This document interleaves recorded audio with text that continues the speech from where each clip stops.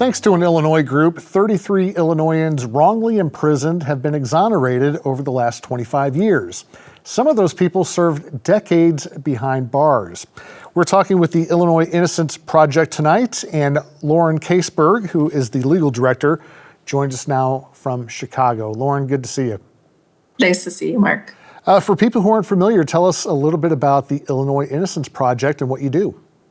The Illinois Innocence Project is a legal organization. We're based at the University of Illinois Springfield, and we represent innocent people who are wrongfully convicted in prison, fighting for their freedom and to clear their names. In addition to that advocacy and fighting on behalf of innocent people, we also have an education mission where we educate students at the University of Illinois Springfield, undergraduate students. We work with law students around the state, and we do public speaking engagements. We work to educate the public around wrongful convictions. In addition to that, we have a reform mission where we work to advance legislation and policy changes, including different new laws and bills. And then we have a really unique and groundbreaking police training program that is mandated by the state of Illinois now, that the Illinois Innocence Project trains every new police cadet in the state of Illinois in a wrongful conviction training program. Interesting. I want to get back to that in just a few minutes. But tell us a little bit about the people who work for the Illinois Innocence Project, their backgrounds and where they come from. Yeah, so we have a really incredible, passionate staff of folks who work for the project. We have some volunteers who assist with cases and assist with other matters.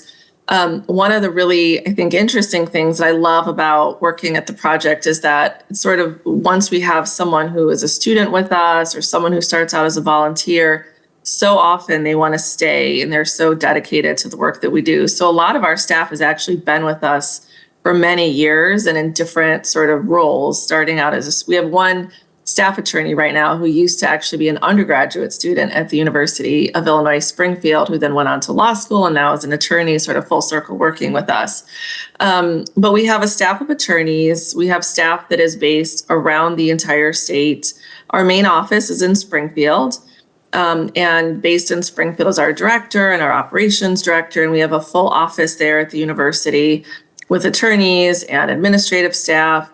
Also based in Springfield is our director of our wrongful conviction awareness and avoidance police training program, and that staff is there. And then in the Chicago area, we have a robust legal staff that work up here in Chicago.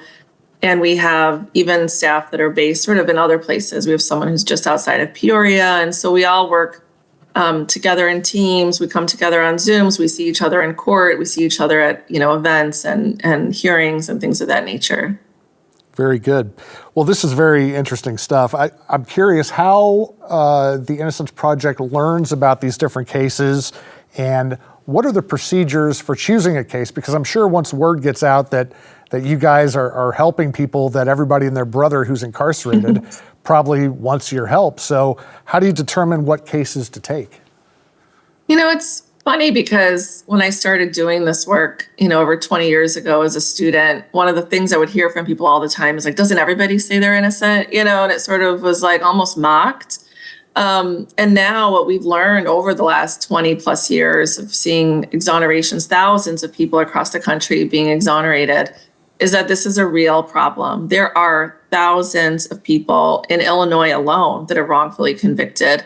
There are estimates, statistics that have been developed by government agencies, objective statistics, and belief that there's approximately at least 5% of people in prison are wrongfully convicted.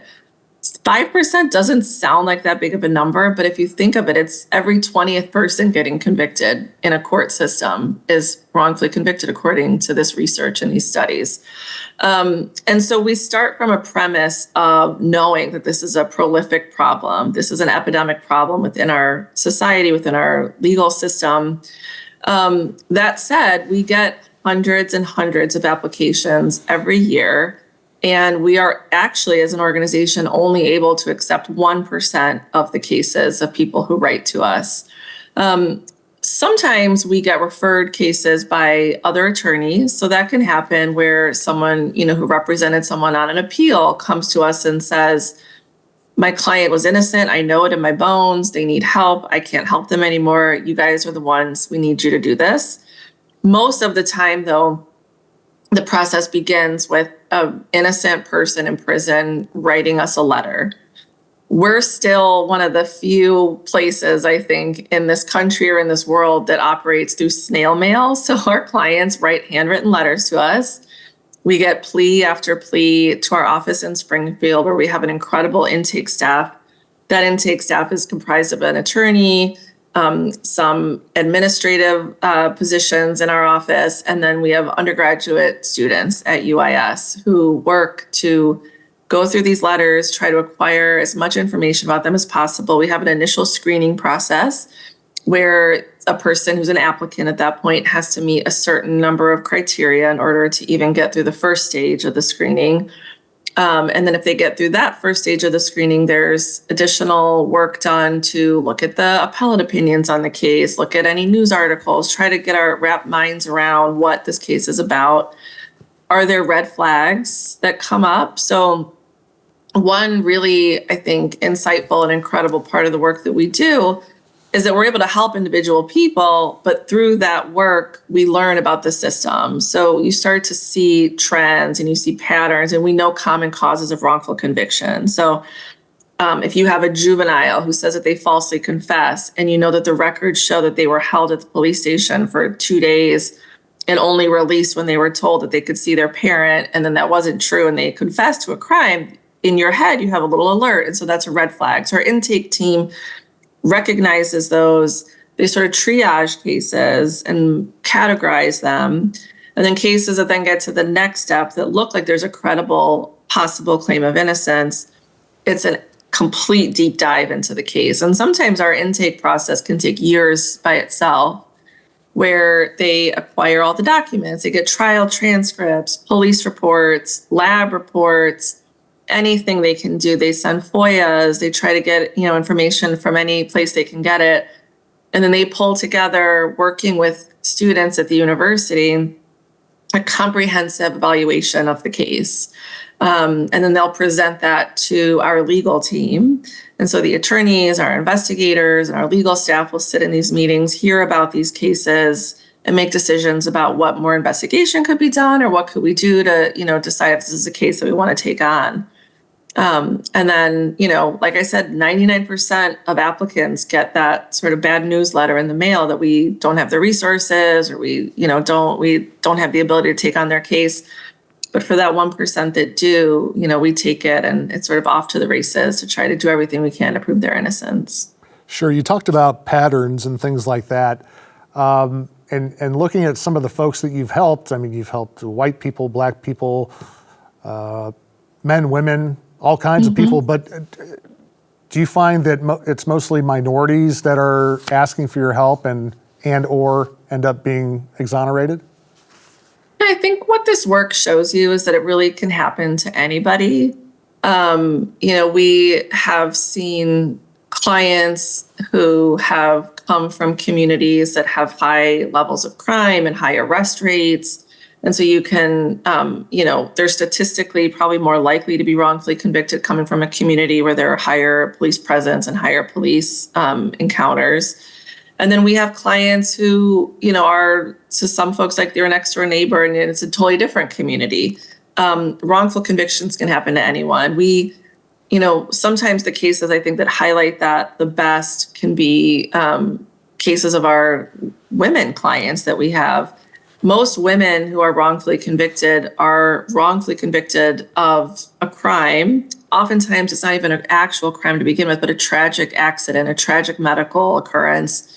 Because they're a caregiver, they want to help at the outset of the police investigation. Police see them as sort of being suspicious, and they end up getting wrapped up and accused and ultimately convicted.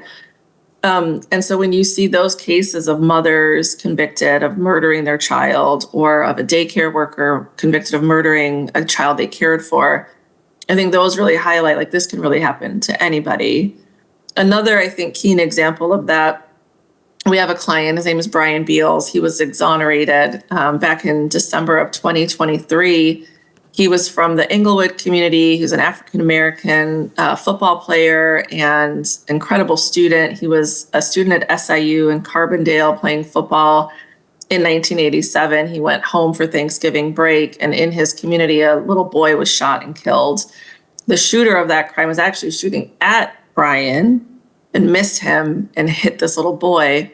But between police misconduct and eyewitnesses who were coerced and lied, he got wrongfully convicted of that. He spent 35 years in prison for this horrible crime. And he was a law enforcement major at SIU as a football player, home for Thanksgiving break. So I think what we see is this can happen to anyone, but certainly the statistics show that if you are Black or brown or from a community that is, lower class in terms of economics, that you are more likely to be wrongfully convicted or somehow find your way in the system. And do you see any kind of pattern in terms of what may contribute to these cases in terms of, like you mentioned, police misconduct, maybe an ineffective lawyer, a witness who may not be telling the truth? What are you seeing there? Mm-hmm. Yeah, so there are clearly identifiable risk factors for wrongful conviction, and they include all the things that you just mentioned. So witness misidentification is a leading cause of wrongful conviction. So most people believe that when someone witnesses a crime or they're the victim of a crime, that they lock that occurrence in their memory. And when they go back and think about the crime, it's like replaying like a movie. Like you just remember it, you see it, you remember the person's face. But there is an entire body of science that is developed that shows the fallibility of human memory. And all of these issues, like if you're the victim of a crime and there's a gun involved, the fact that there's a gun present detracts your attention away from the perpetrator's face, and you're focusing on the weapon because you need to preserve your life. It's these like survival instincts that kick in. And so all these different factors that can lead to a person not really remembering the face of the person as well as they think they do. And then these post-event factors can come into play where police, sometimes on purpose, most oftentimes inadvertently, can make suggestions to a witness, or they can give cues. So we saw some reforms actually in Illinois back in 2015 that increased the reliability of eyewitness identification procedures in the state. So you no longer in Illinois should have, by law, a officer conduct a lineup with a witness who's the same officer who's investigating the crime and knows who the suspect is. You should have a blind administration of a lineup because it's just human nature to subliminally give clues to a witness. So that's one factor. Another factor could be, false confession or a confession in a case. You look at the factors that surround a person giving an inculpatory statement. Bad lawyering, we see that all the time. So a defense attorney who doesn't do a proper investigation, doesn't call witnesses, doesn't go out in the street and go to the crime scene, doesn't believe their client. Bad lawyering can lead to a lot of problems that end up in a wrongful conviction. And then similarly, state misconducts, whether that be by the prosecutor's office at times or by the police, we unfortunately see that far too often as well. You mentioned the case of Brian Beals a little bit ago. What are some of the other cases that you've worked on or that the IIP has worked on over the last few decades that really stand out? It's like it feels like they're all like our children, it's like everyone is so unique and so special in different ways. I think a way to maybe think about it is the way that we approach cases. And so, there are some cases that you have to fight and you fight for years and you litigate them.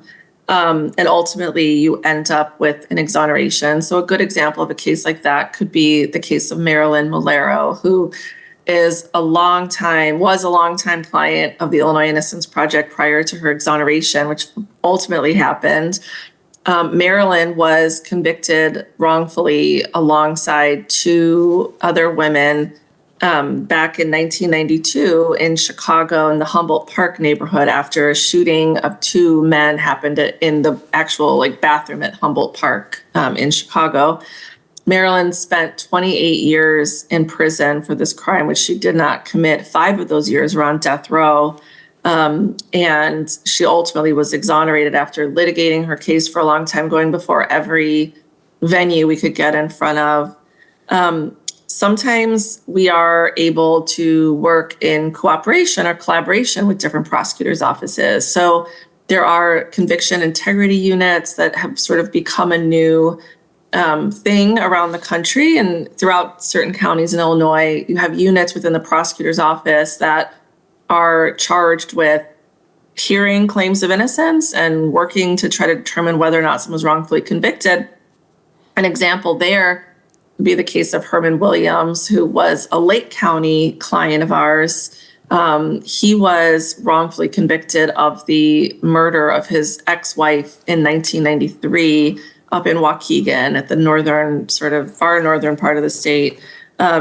We were able to work with the CIU, a newly created CIU up in Lake County, and uncover new evidence of Herman's innocence, which included DNA testing. It included evidence that the police officer, detective in that case, had a pattern and practice of misconduct and falsifying testimony, a variety of things that came to light that ultimately led to Herman's exoneration after 27 years spent in prison of a life sentence. Herman is another example of where this could happen to anybody. Herman was a decorated Navy. He's now a veteran, but at the time he was an active Navy member and was in Illinois because he was at the Great Lakes Naval Base up there. So this is another one where it could happen to anybody.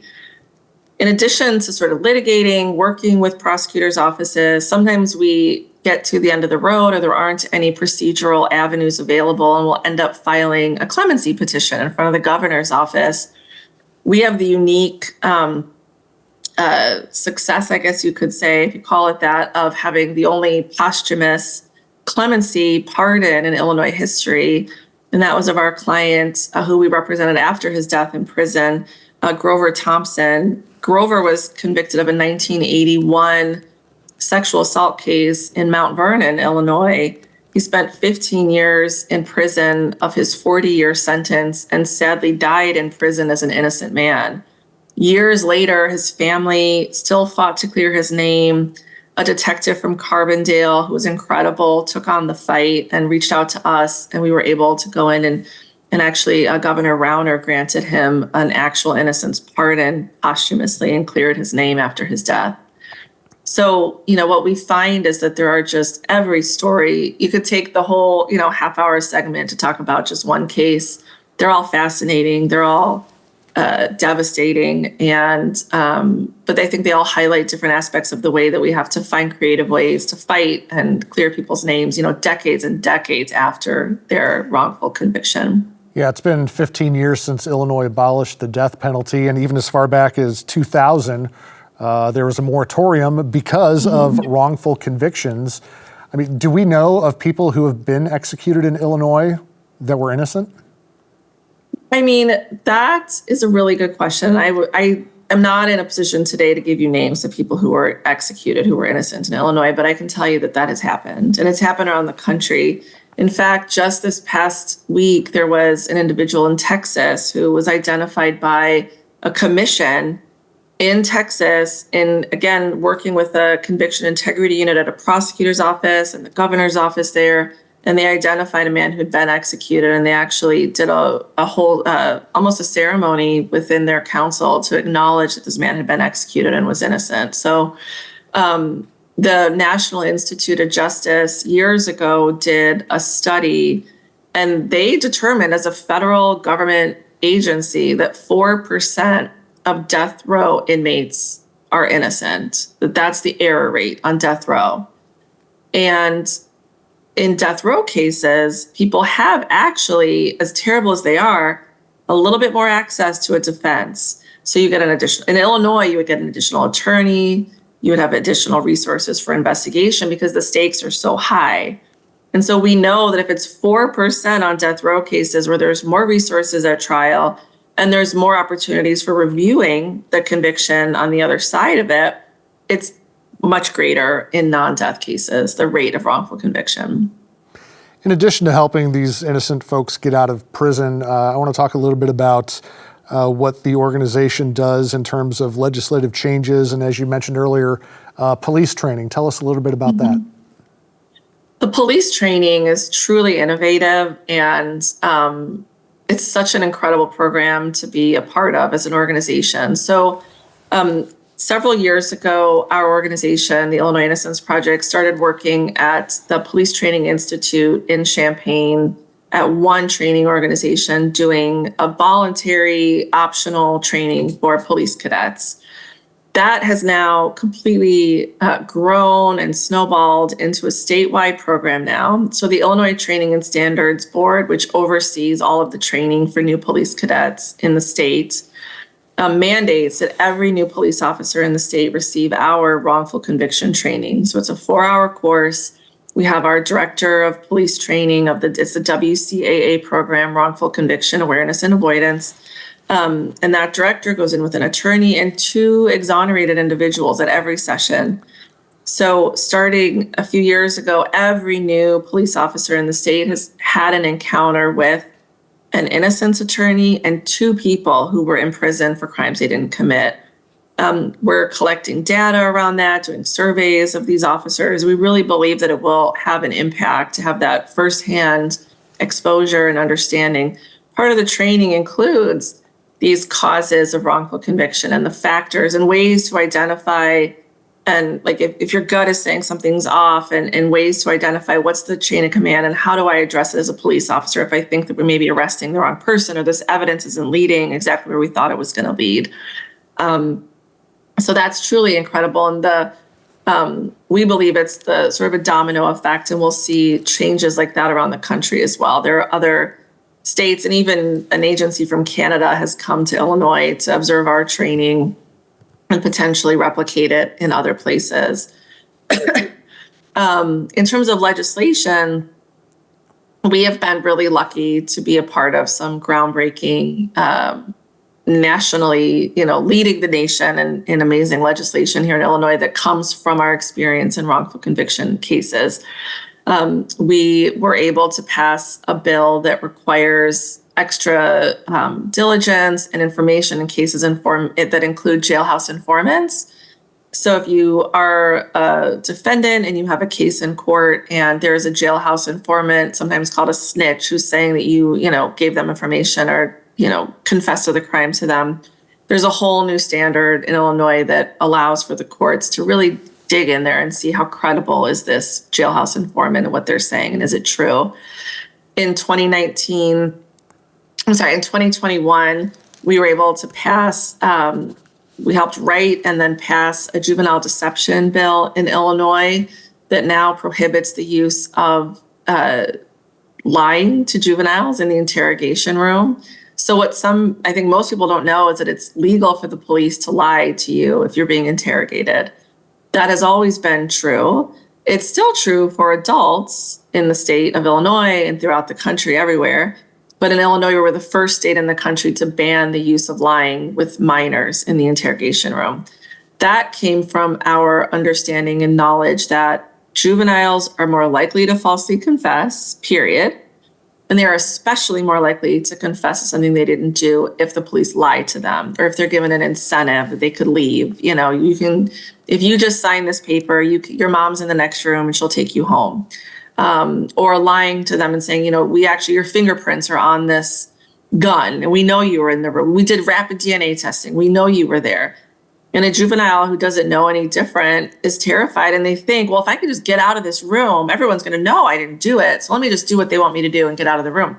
But they sign their life away in those cases. And so we were able to reform that aspect of the law and pass that bill. Currently in Illinois, we are working on increasing the amount of compensation that the state gives, or restitution that the state gives, to wrongfully convicted individuals. Where we have always led the way in legislation in Illinois based on wrongful convictions, we fall woefully short when it comes to giving restitution to the victims of wrongful conviction, to the survivors, the exonerees.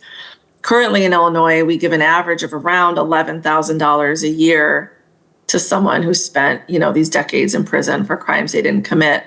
the federal standard now is $50,000 a year. And so we're trying to push our legislature to pass a bill to increase that amount and really acknowledge and restore at least some semblance of, financial stability to individuals when they walk out of prison with nothing. Yeah, Lauren, I think that's another topic for another show. That's really interesting to see what happens to these folks once they do get out after decades behind bars. Where can people find out more about the Illinois Innocence Project? We are online with the IllinoisInnocenceProject.org. We've got a social media presence on Facebook, on Instagram. And what's really exciting for us is that it's our 25th anniversary this year in 2026. We were founded in 2001 at the University of Illinois Springfield. And so we've got a whole year plan to be able to acknowledge all of our successes. We have a big event planned in November of this year. And we encourage anyone to look us up online and support the work that we do. All right, Lauren Caseberg is the legal director of the Illinois Innocence Project. I wish we had more time, but we're out of time. Thank you for joining us. Very enlightening. Thank you, Mark. All right. And we appreciate everyone out there joining us. You can watch this segment again at WTVP.org. Check us out on social media, Facebook and Instagram. Have a good night.